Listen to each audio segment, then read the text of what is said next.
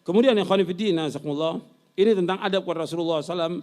Kemudian juga dianjurkan kita untuk banyak selawat kepada Rasulullah SAW.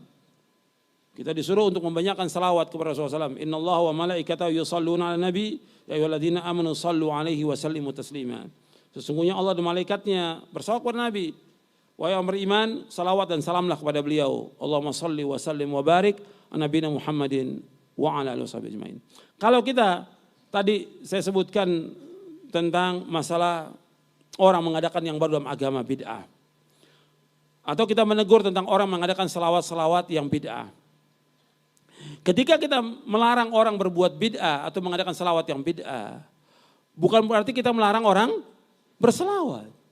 Tetap selawat dianjurkan setiap waktu. Bahkan kalau kita lihat orang-orang yang mengajarkan hadis Nabi, orang yang paling banyak selawat kepada Rasulullah SAW. Yang kita larang selawat yang bid'ah.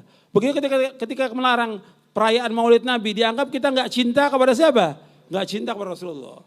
Padahal konsekuensi cinta itu dengan ittiba kepada beliau. Jadi dianggap oleh mereka apa? Mengharamkan apa?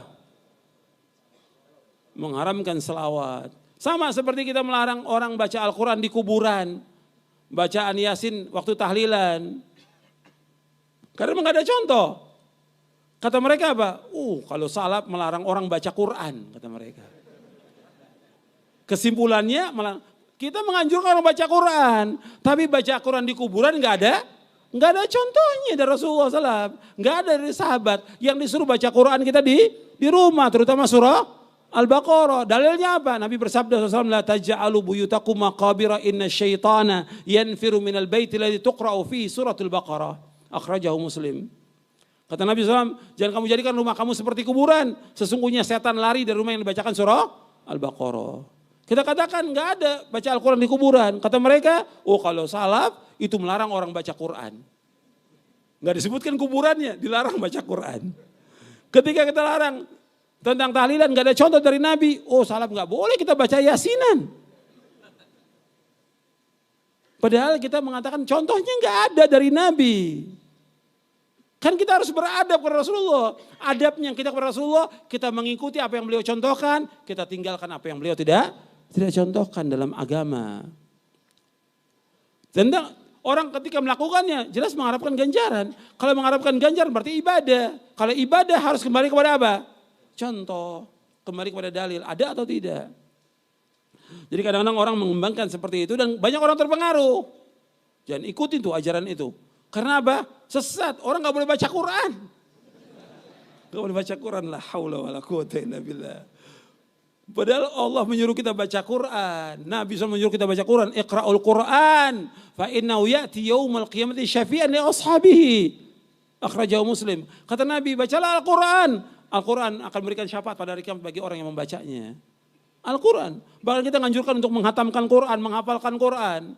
Tapi kesimpulan mereka singkat aja. Kesimpulan mereka yang singkat ini diikuti oleh dai-dai yang sudah menyimpang. Gitu. Kita mengharamkan ini, mengharamkan. Apa bedanya dengan ahlul bid'ah itu? Kita larang jangan berbuat ini bahaya, ini fitnah, haram katanya. Kita larang begini, tujuannya nasihat. Dijawab apa? Itu mengharamkan, nggak boleh mengharamkan. Justru kita melarang itu untuk kebaikan, maslahat buat dia dan maslahat buat umat. Jadi sekarang gayanya mengikuti siapa? Mengikuti cara-cara ahlul bid'ah. Selanjutnya, tentang salawat ini antum bisa lihat, saya bawakan contoh-contoh yang lengkap dan juga salawat yang mudah, yang bisa dibaca setiap waktu oleh kita. Dan semuanya salawat itu enggak ada lafaz sayyidina, tidak ada. Di sini saya bawakan contoh-contohnya tentang salawat.